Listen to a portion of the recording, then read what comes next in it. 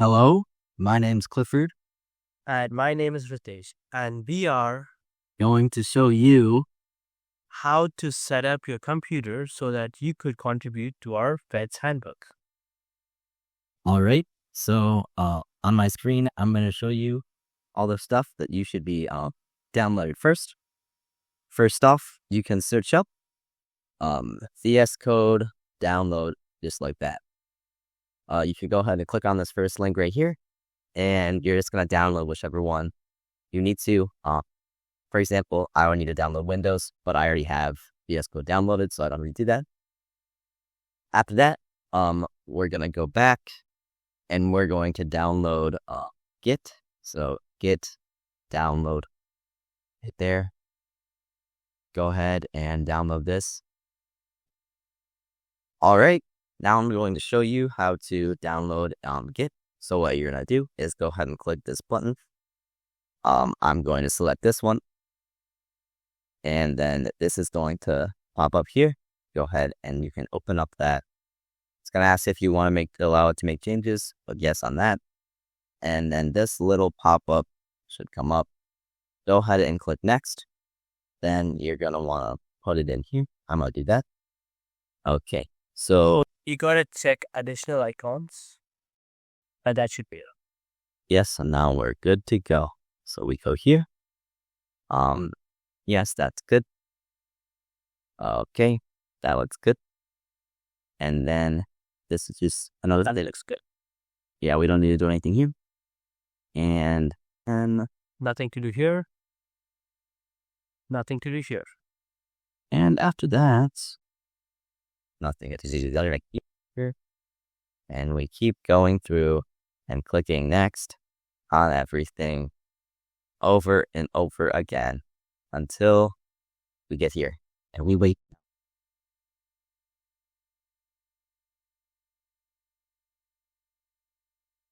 Do not uncheck view release notes.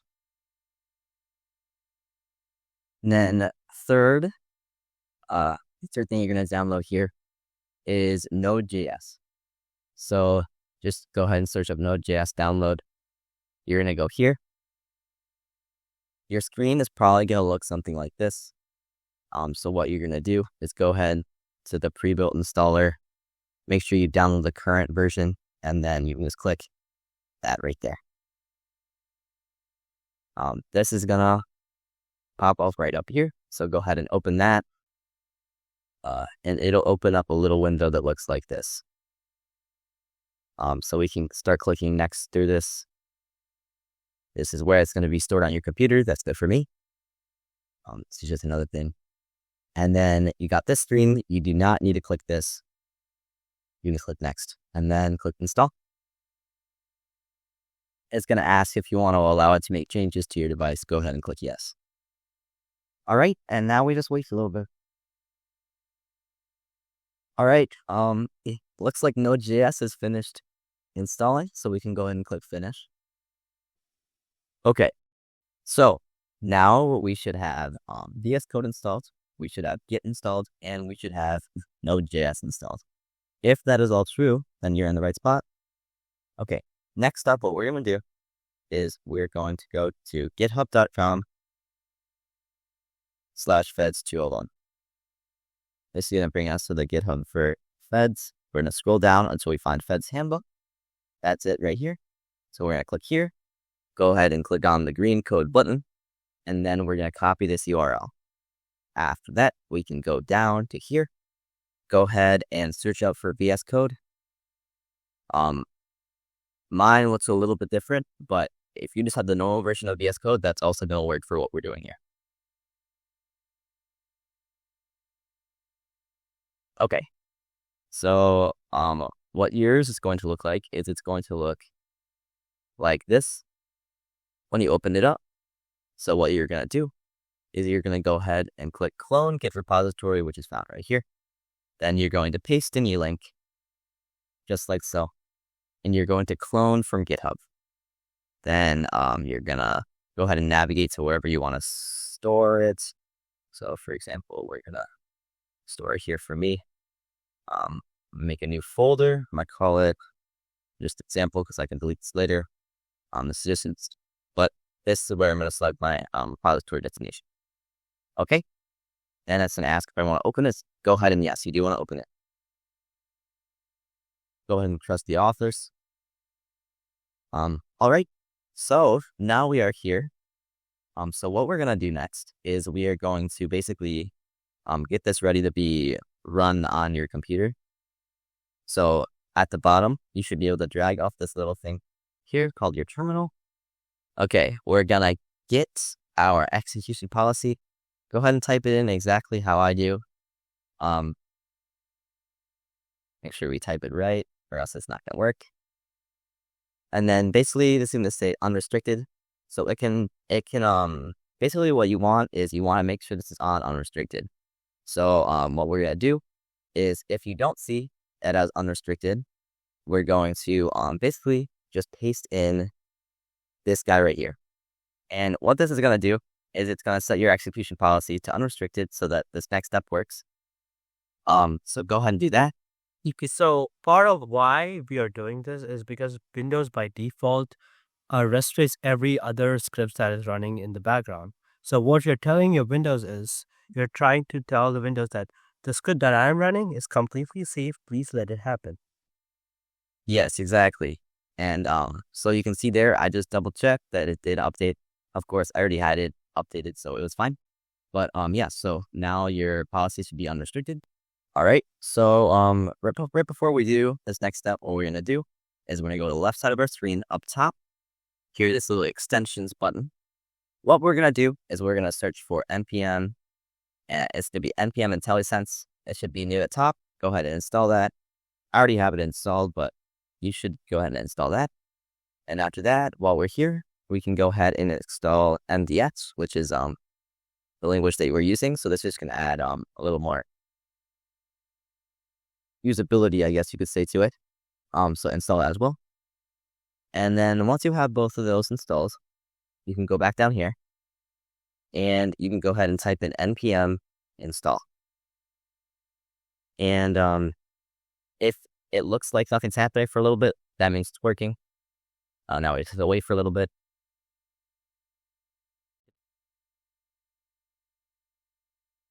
All right. And once it's done, you should see this little thing here where it says you have a bunch of high severity vulnerabilities, but you don't need to worry about that. That's all right. We're going to move on now to next thing we're going to do, which is npm run dev. This is the next thing you have to type in. Go ahead and type that in. And then this is going to take a little bit to actually load up, but we're going to wait a second. Okay. And then while this is loading up, what we're going to do is we're going to make a new file called gitignore. And this is just going to allow us to actually make sense of what we're pushing through GitHub, which I'll talk about a little later. But basically what we're going to do is just you can go down here, that's blank space on the side, right click, and you'll see this little menu. Go ahead and click new file. Then what you're going to do is type in .gitignore. And you should see this little icon pop up, which means that you're in the right spot. Enter. You'll see this blank file. So what we're going to do. So what Clifford is doing is he's going to ignore some parts of the file which is built during the execution. You don't need to push this to your actual repository. It's just there for your safety. Yes. So basically what I'm doing is I am typing in these names here of these folders. So I typed in these ones. And basically what this is going to do is it's going to take these 10,000 changes that it says that we have made, and it's going to ignore them, which is exactly what we need to do, because if we don't, then we won't be able to push our changes to GitHub because there's just too much for it to actually make sense of everything. So basically now we have, if we are to click refresh, we have only one change, which is gitignore, which makes sense because that is what we just changed.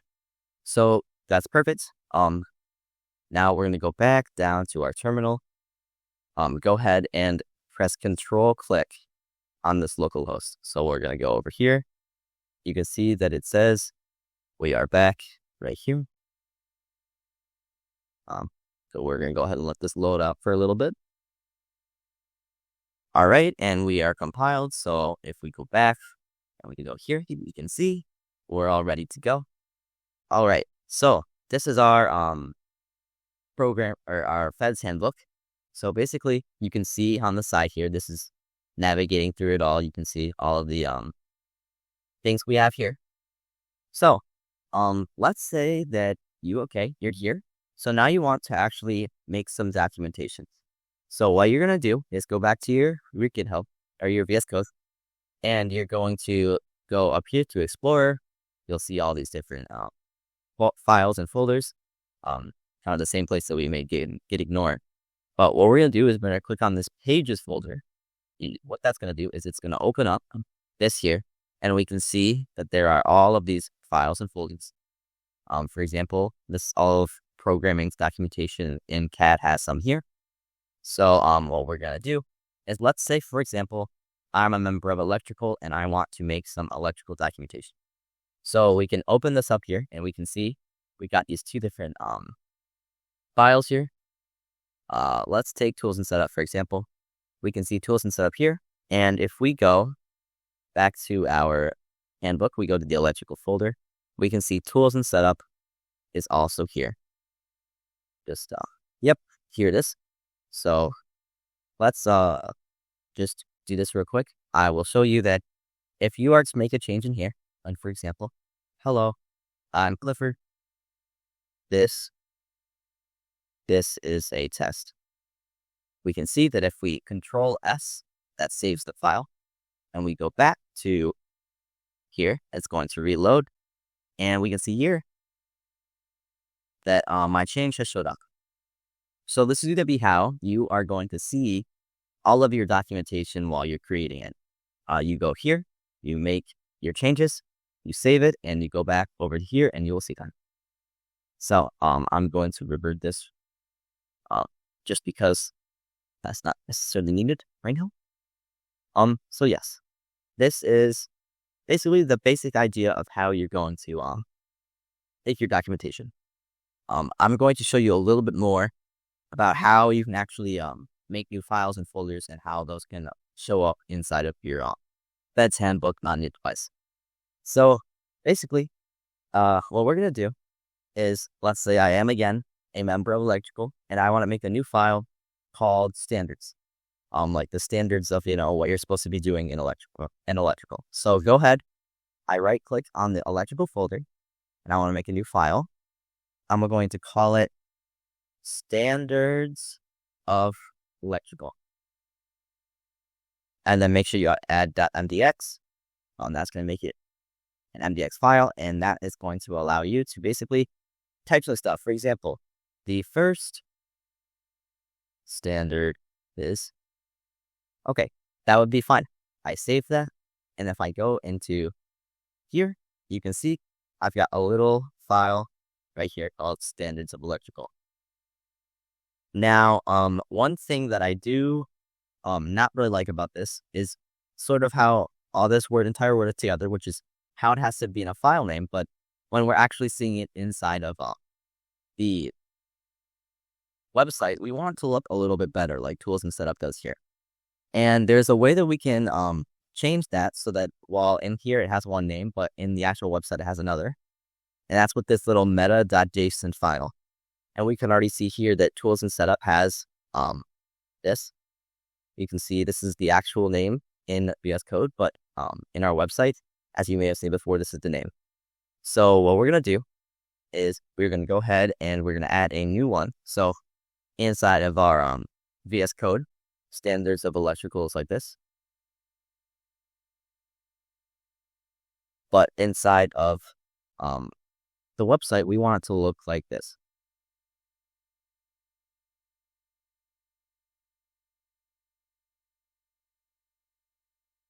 And that would be all we need to do. We save that file. We go back and we can see once it updates that changed the name. So yeah, that is another thing that you can do inside of your documentation. And then another thing that you should understand or learn to understand is basically how Markdown works. So you can see here, it is kind of quite similar to English. There are a couple changes, like for example, on these asterisks and these symbols. In the Discord, we're gonna have basically a cheat sheet to understanding MDX, and that'll help you out on that. We will also be hosting a web page dedicated to how MDX works and how to set up in our actual FEDS handbook. Yeah, we'll have that as well. So that is going to work like that. And so basically, yes, there is, after you make all your documentation, there's one more thing that you have to do. And basically what that is you need to push your changes to GitHub, because right now you can see that we have our website on localhost 3000. And basically what this means is that these changes are only visible on your computer. This is not a part of the actual FEDS handbook website yet. So what we're going to do is we're going to go over here and we're going to go to source control like we did before. It's this thing that looks like it has branches. And basically what we're going to do is we see a couple things here. This is just the source control. These are all of the pushes and commits that have been made so far. And up here, we can see our changes that we've made. So for example, I'm going to push these changes. Tested before, you don't have to push your git ignore file. And now that we have these stage changes, we can go ahead here and we can type in our commit message. So for example, if I was to commit this, a good commit message might be started electrical documentation. Now, to basically summarize what you did in the entire session. Yes, exactly what we're testing. So that's what you would do. Now, if I was to push this, which I would do by pressing command push, like right here, that would push it to the main branch. So what we actually want all of the subgroups to do is we want them to go ahead and make them their own branches. Kind of like if we go down here to this little button where branches are, kind of like how mechanical and CAD have already. Right now, programming is on main. So basically what you're going to do is you're going to go up top here. You're going to create a new branch. So since I'm sort of making an example for as electrical, what I'm going to do is I'm going to go ahead and make a branch called electrical. That's a great name for the branch for electrical. And so what we're going to do is we're going to press enter. And we can see now down here, we have our own electrical branch right here. So basically, it's also right here. So what we're going to do is we are going to go ahead up here now. If we are to commit and push this, like I said before, which is this little button right here, go ahead and click this right next to commit and push. We have now pushed to electrical. It says it has no remote branch. Would I like to publish? Absolutely, I would. Go ahead and click OK.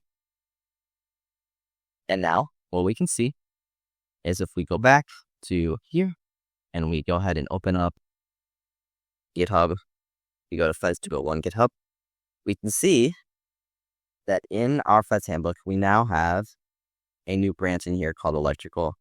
And you can see the commit message that I created. So that is basically how you're going to go about getting the FEDS handbook on your device and then pushing it up to GitHub. So if you have any questions or you have anything to say, you can contact or test us. Yeah, on Discord. We'd love to help you out.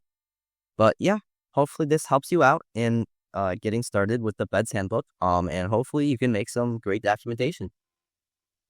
Thank you. Yep. Bye.